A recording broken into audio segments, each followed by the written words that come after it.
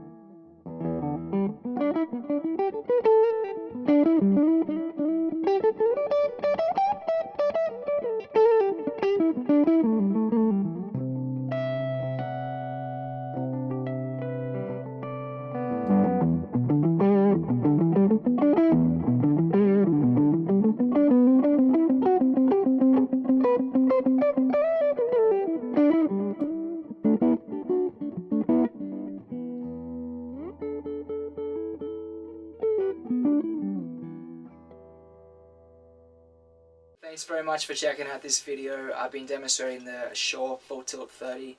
You can find more information at sureaudio.com. And my name is Joe Robinson. More information on me at joerobinson.com. And yeah, all the best to you guys, and I hope you get the chance to try one of these amps sometimes, because they really rock.